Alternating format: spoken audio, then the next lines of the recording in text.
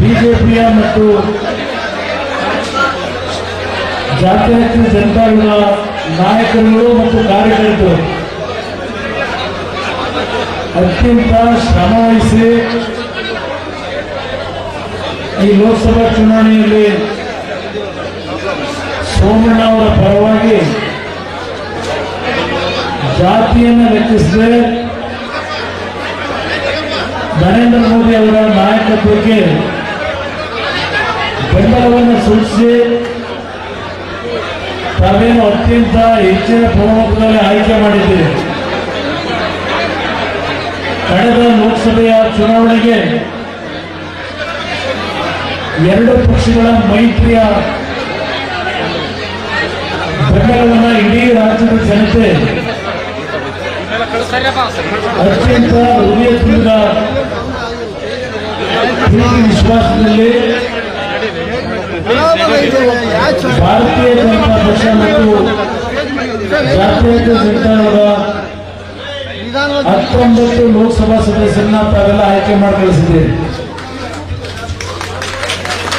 ಇವತ್ತಿನ ಈ ಒಂದು ಸಮಾರಂಭದಲ್ಲಿ ನಿಮ್ಮಲ್ಲಿ ಇರ್ತಕ್ಕಂಥ ಉತ್ಸಾಹ ನನಗೆ ಅರ್ಥ ಆಗುತ್ತೆ. ಈ ಒಂದು ಚುನಾವಣೆಯಲ್ಲಿ ತಾವೆಲ್ಲರೂ ಎರಡು ಪಕ್ಷಗಳ ಕಾರ್ಯಕರ್ತರು ಪಕ್ಷದ ನಾಯಕರಿಗೆ ಗೌರವವನ್ನು ತಂದುಕೊಂಡಿದೆ. ಈಗಿನ ಒಂದು ಚುನಾವಣೆಯ ನಂತರ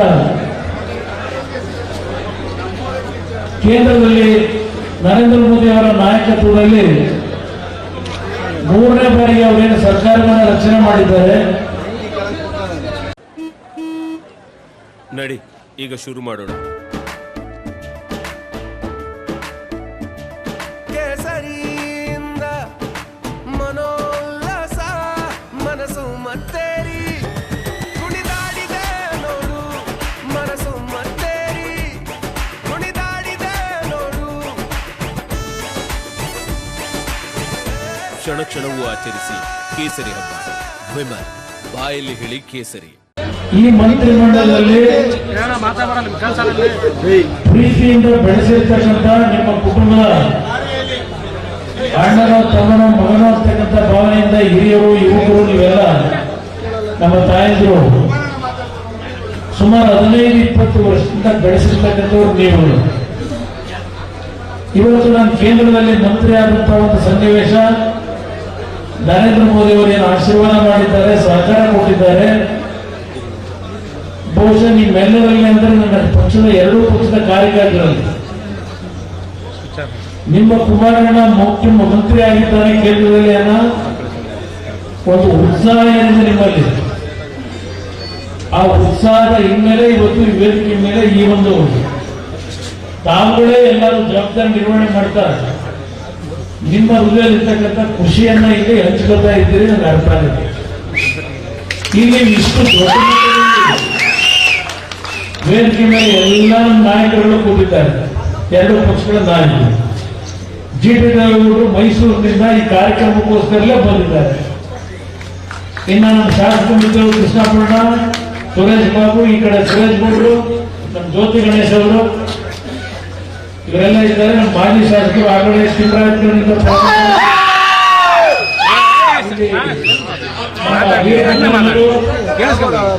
ಸುಧಾಕರ್ ಲಾಲ್ ಅವರು, ಹೀಗೆ ಹಲವಾರು ಜನ ಇವತ್ತು ನಮ್ಮ ನಾಯಕರುಗಳೆಲ್ಲ ಕೂತಿದ್ದೇವೆ. ನಮ್ಮ ರಾಜಣ್ಣ ಅವರು, ಅದ್ರ ಜೊತೆಗೆ ನಿಖಿಲ್ ಕುಮಾರಸ್ವಾಮಿ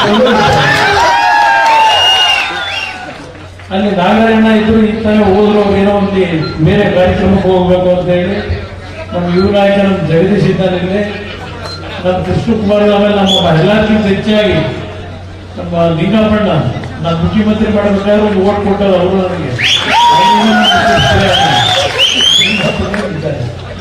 ಹಲವಾರು ನಮ್ಮ ನಾಯಕರಿದ್ದಾರೆ ವೇದಿಕೆ ಮೇಲೆ. ಕೆಲವು ನಮ್ಮ ಯುವಕ ಸ್ನೇಹಿತರು ಇಲ್ಲೆಲ್ಲ ಇಷ್ಟು ವೇದಿಕೆ ಮೇಲೆ ಹಾರಾಡುವ ಒಂದು ಉತ್ಸಾಹದಲ್ಲಿ ವೇದಿಕೆ ಮೇಲೆ ನೀವೇ ಎಲ್ಲ ಆವರಿಸ್ಕೊಂಡಿದ್ರೆ ಅದು ಮುಂದೆ ಕೂತರೆ ಪುಣ್ಯಾತ್ಮ ನಮ್ಮ ತಂದೆ ತಾಯಿಗಳು ಬೇರೆ ಇನ್ನೆಲ್ಲಾದರೂ ಆಗಿದ್ರೆ ಇಷ್ಟೊಂದು ಅಲ್ಲಿಂದ ನೀವು ಇಳಿತಿರೋ ಕೆಳಗೆ ಅಂತ. ಆ ತಾಳ್ಮೆಯಿಂದ ಏನೋ ಒಂದು ಖುಷಿಲಿ ಆಟ ಆಡ್ಲಿ ಅಂತ ಸುಮ್ಮನೆ ಕೊಟ್ಟವರು. ಅದರಿಂದ ಇವತ್ತು ಒಂದು ನಾನು ನಮ್ಮ ತುಮಕೂರಿನ ಸಿದ್ಧಗಂಗಾ ಶ್ರೀಗಳಿಗೆ ಒಂದು ಗೌರವ ಸಲ್ಲಿಸಿ ಅವರ ಆಶೀರ್ವಾದ ಪಡೆಯಲಿಕ್ಕೆ ಬಂದ್ರೆ, ಅದೇ ರೀತಿಯಲ್ಲಿ ನಮ್ಮ ಪಟ್ನಾಯಕಳ್ಳಿ ಸ್ವಾಮೀಜಿಯವರ ಆಶೀರ್ವಾದವನ್ನು ಪಡೆಯಲಿಕ್ಕೆ ಬಂದಿದೆ. ಅದರ ಹಿನ್ನೆಲೆಯಲ್ಲಿ ನೀವೆಲ್ಲರೂ ಇವತ್ತು ನಿಮ್ಮ ಒಂದು ಪ್ರೀತಿ ವಿಶ್ವಾಸ ಇಟ್ಕೊಂಡಿದ್ದೀರಿ. ತುಮಕೂರಿಗೆ ಕುಮಾರಣ್ಣ ಮೊದಲನೇ ಬಾರಿ ಬರ್ತಾ ಇದ್ದಾರೆ. ನಾವೆಲ್ಲ ಅವರಿಗೆ ಒಂದು ಅಭಿನಂದನೆ ಸಲ್ಲಿಸಬೇಕು ಅಂತ ಹೇಳಿ ಇಷ್ಟೊಂದು ಉತ್ಸಾಹದಲ್ಲಿ ಬೆಳಗ್ಗೆಯಿಂದ ಕಾದು ಕೂತಿದ್ದೇನೆ ತಾಳ್ಮೆಯಿಂದ. ನಿಮ್ಮ ಈ ಪ್ರೀತಿ ವಿಶ್ವಾಸಕ್ಕೆ ನಾವು ಶಿರಸಾವಹಿಸಿ ತಯಾರಾಗ್ತೇವೆ. ಜೆಡಿಎಸ್ನ ಅಧ್ಯಕ್ಷರು ಅಂಜನಪ್ಪ ಇದ್ದಾರೆ, ಬಿಜೆಪಿ ಅಧ್ಯಕ್ಷರು ಹನುಮಂತೇಗೌಡ ಇದ್ದಾರೆ. ಅದೇ ರೀತಿಯಲ್ಲಿ ನಮ್ಮ ಶ್ರೀ ನಮ್ಮ ರವಿ ಹೆಬ್ಬಾಕರವಿ ಅವರು, ಜಹಾಂಗೀರ್ ರವಿ ಅಷ್ಟೇ ಅಲ್ವಾ, ಈಗ ಹಲವಾರು ಜನ ಪ್ರಮುಖರು ಈ ವೇದಿಕೆ ಮೇಲೆ ಇದ್ದಾರೆ. ನಾವು ಈ ಸಂದರ್ಭದಲ್ಲಿ ಪ್ರಥಮವಾಗಿ ತುಮಕೂರು ಮತ್ತು ಚಿತ್ರದುರ್ಗ ಭಾಗದ ಲೋಕಸಭೆ ಅಭ್ಯರ್ಥಿಗಳನ್ನ ಎರಡೂ ಪಕ್ಷಗಳ ನಮ್ಮ ಕಾರ್ಯಕರ್ತರು ಆಯ್ಕೆ ಮಾಡತಕ್ಕಂಥಲ್ಲಿ ನಿಮ್ಮ ಶ್ರಮ ಪಟ್ಟಿದ್ದಾರೆ. ತಮ್ಮ ಶ್ರಮಕ್ಕೆ ಮಕ್ಕಳ ಕುಣಿಗಳು ಬೇರೆ ಸೇರ್ಕೊಂಡಿದೆ. ಬೆಂಗಳೂರು ಗ್ರಾಮಾಂತರ ಅದು ದೊಡ್ಡ ಹೈ ವೋಲ್ಟೇಜ್ ಚುನಾವಣೆ ನಡೆಸಿದೆ. 3 ಲೋಕಸಭಾ ಸದಸ್ಯರನ್ನ ಆಯ್ಕೆ ಮಾಡೋದ್ರಲ್ಲಿ ಬಹುಶಃ ಇಲ್ಲಿ ಯಾವುದೇ ರಾಜ್ಯದಲ್ಲಿ ಇನ್ಯಾವ ಕ್ಷೇತ್ರದಲ್ಲೂ 3 ಅಭ್ಯರ್ಥಿಗಳನ್ನು ಆಯ್ಕೆ ಆಗ್ತಕ್ಕಂಥ ಒಂದು ಜಿಲ್ಲೆ ಇಲ್ಲ. ಇದು ಪ್ರಥಮ ಈ ಒಂದು ತುಮಕೂರು ಜಿಲ್ಲೆ. ನಾವು ತುಮಕೂರು ಜಿಲ್ಲೆಯನ್ನ ನೆನೆಸ್ಕೊಳ್ಳೋದು, ನಾವೆಲ್ಲ ಇನ್ನೂ ರಾಜಕಾರಣಕ್ಕೆ ಬಂದಿರಲಿಲ್ಲ. 94ರಲ್ಲಿ ಸನ್ಮಾನ್ಯ ದೇವೇಗೌಡರು ಮುಖ್ಯಮಂತ್ರಿಗಳಾಗಬೇಕಾದ್ರೆ ಅವತ್ತು ಸುಮಾರು 13 ಸ್ಥಾನಗಳು ತುಮಕೂರು ಜಿಲ್ಲೆಯಲ್ಲಿ ಇದ್ದಂಥದ್ದು. 13 ಸ್ಥಾನದಲ್ಲಿ 10-11 ಸ್ಥಾನ ಗೆಲ್ಲಿಸ್ಕೊಂಡಂತ ದಿನ ಅವತ್ತು. 9 ತುಮಕೂರು ಜಿಲ್ಲೆಯ ಜನತೆ. ಅಲ್ಲಿಂದ ಇಲ್ಲಿಯವರೆಗೂ ಈ ಪಕ್ಷವನ್ನ ದೊಡ್ಡ ದೊಡ್ಡ ನಾಯಕರುಗಳು ಬೆಳವಣಿಗೆಯಿಂದ ಬೆಳಕೊಂಡ್ರು ಹೋಗಿದ್ದಾರೆ. ಆದರೂ ಈ ಪಕ್ಷ ಉಳಿತಕ್ಕಂಥದ್ರಲ್ಲಿ, ಈ ಪಕ್ಷ ಉಳಿಸಿರ್ತಕ್ಕಂಥವರು ನಮ್ಮ ದೊಡ್ಡ ನಾಯಕರುಗಳು ಯಾರು ಇಲ್ಲ, ಲಕ್ಷಾಂತರ ಕಾರ್ಯಕರ್ತರು ಈ ಜಿಲ್ಲೆಯಲ್ಲಿ ನೀವೇನಿದ್ದೀರಿ. ಜಿಲ್ಲೆಯ ಕಾರ್ಯಕರ್ತ ಬಂದರು. ಕಳೆದ ಚುನಾವಣೆಯಲ್ಲಿ ನಾವು 2 ಸ್ಥಾನ ಗೆದ್ದಿರಬಹುದು ವಿಧಾನಸಭೆಗೆ. ಆದರೆ 4,60,000 ಮತವನ್ನ ಈ ಜಿಲ್ಲೆಯ ಜನತೆ ಕೊಟ್ಟಿದ್ದೀರಿ. ಜೆಡಿಎಸ್ ಕಾಂಗ್ರೆಸ್ಗೆ 4,20,000 ಕೊಟ್ಟಿದ್ದಾರೆ, ಬಿಜೆಪಿಗೂ 4 ಲಕ್ಷ. ಹೀಗೆ ಯಾವ ಒಂದು ರೀತಿಯಲ್ಲಿ ಮತದಾನ ಆಗಿದೆ. ಇವತ್ತು ಸೋಮಣ್ಣ ಅವರು ಚುನಾವಣೆ ನಿಂತಾಗ ಹಲವಾರು ರೀತಿಯ ಗೊಂದಲಗಳಾಯಿತು. ಬಹಳ ಜನ ತುಮಕೂರು ಜಿಲ್ಲೆಯಲ್ಲಿ 2019 ಚುನಾವಣೆ ನಾವು ದೇವೇಗೌಡರಿಗೆ ಅನ್ಯಾಯ ಮಾಡಿದ್ದೇವೆ ಅಂತಕ್ಕಂಥ ಹಿನ್ನೆಲೆಯಲ್ಲಿ ನನ್ನ ಮೇಲೂ ಒತ್ತಡ ಹಾಕೋದಿಲ್ಲ, ಈ ಬಾರಿ ನೀವೇ ಬಂದು ನಿಲ್ಲಬೇಕು ಅಂತ ತುಂಬಾ ಜನ ಹೇಳಿದ್ರು. ಅದರಲ್ಲೂ ನಮ್ಮ ಸುರೇಶ್ ಗೌಡ್ರಂತೂ ಬಹಳ ಹಿಂಸೆ ಕೊಟ್ಟಿದ್ದಾರೆ, ನೀವು ಬಂದು ನಿಲ್ಲಬೇಕು ಅಂತ. ನನಗೆ ಗೊತ್ತಿತ್ತು ಈ ಕ್ಷೇತ್ರದಲ್ಲಿ ಈ ಬಾರಿ ನಾವು ಯಾರನ್ನೇ ಅಭ್ಯರ್ಥಿ ಮಾಡಿದ್ರು 2 ಪಕ್ಷಗಳ ನಮ್ಮ ಕಾರ್ಯಕರ್ತರು, ನಮ್ಮ ನಾಯಕರು ಯಾರು ಎಷ್ಟೇ ಕುಟುಂಬದ ರಾಜಕಾರಣ ಮಾಡಿದ್ರು ಲೋಕಸಭೆಗೆ ನಮ್ಮ 2 ಮೈತ್ರಿಯ ಪಕ್ಷದ ಅಭ್ಯರ್ಥಿಯನ್ನ ಆಯ್ಕೆ ಮಾಡ್ತೀರಿ ಅಂತಕ್ಕಂಥ ವಿಶ್ವಾಸ ನನಗಿತ್ತು. ಇವತ್ತು ಒಂದು ಹೊಸ ದಿಕ್ಕಿನ ರಾಜಕಾರಣ ತುಮಕೂರಿನಿಂದ ಪ್ರಾರಂಭ ಆಗುತ್ತೆ ಅಂತ ನಾನು ಹೇಳಿಕ್ ಬಯಸ್ತೇನೆ. 2006-7 ನಾನೇನೊಂದು ಬಿಜೆಪಿ ಮತ್ತು ಜೆಡಿಎಸ್ ನ ಸರ್ಕಾರವನ್ನು ರಚನೆ ಮಾಡತಕ್ಕಂಥ ಅನಿವಾರ್ಯ ಪರಿಸ್ಥಿತಿ ನನ್ನ ಪಾಲಿಗೆ ಬಂತು. ಬಹುಶಃ ಅಂತ ಒಂದು ಆಡಳಿತ ಹಿಂದೆನೂ ಬಂದಿರಲಿಲ್ಲ, ಮುಂದೆ ಬರುತ್ತೋ ಇಲ್ಲೋ ಅಂತಕ್ಕಂಥ ರೀತಿಯಲ್ಲಿ ನಿಮ್ಮಲ್ಲಿ ವಿಶ್ವಾಸ ಗಳಿಸ್ಕೊಂಡ್ರು ನಾವು. ಆದರೆ ಕೆಲವು ಕುತಂತ್ರಗಳಿಂದ ಆ ಸರ್ಕಾರ ನಾವು ಮುಂದುವರಿಸಲಿಕ್ಕಾಗಲಿಲ್ಲ. ನಾನು ಅವತ್ತು ಆ ಸರ್ಕಾರ ಮುಂದುವರಿಬೇಕು ಅಂತ ಆಸೆ ಪಟ್ಟಿದ್ದನು. ಆದರೆ ನಾನು ಮಾಡದೇ ಇದ್ದಂಥ ತಪ್ಪಿಗೆ ಆ ತಪ್ಪಿನ ಶಿಕ್ಷೆಯನ್ನ ನನ್ನ ತಲೆ ಮೇಲೆ ಕಳೆದ 17 ವರ್ಷ ಒತ್ತು ಶ್ರಮಪಟ್ಟು ನಿಮ್ಮ ದುಡಿಮೆ ಮೇಲೆ ಇನ್ನೂ ಉಳಿದಿದ್ದೇನೆ. ಈ ರಾಜ್ಯದ ರಾಜಕಾರಣ ನಿಮ್ಮಿಂದ ನಾನು ಇಲ್ಲಿ ಉಳಿದಿದ್ದೇನೆ. ಏಕಾಂಗಿ ನಾನು ಹೋರಾಟ ಈಗ ಆಗ ಸಂದರ್ಭದಲ್ಲಿ ಪಕ್ಷದಲ್ಲಿದ್ದಂಥವ್ರು ಎಲ್ಲ ಮಹಾನ್ ನಾಯಕರುಗಳೆಲ್ಲ ಒಂದೊಂದು ಹಂತದಲ್ಲಿ ಏನೇನೋ ಅವರವ್ರದೇ ಆದಂಥ ಕಾರಣ ಹೇಳ್ಕೊಂಡು ಬಿಟ್ಟೋದಂತ ಮುಗಿದೋಯ್ತು.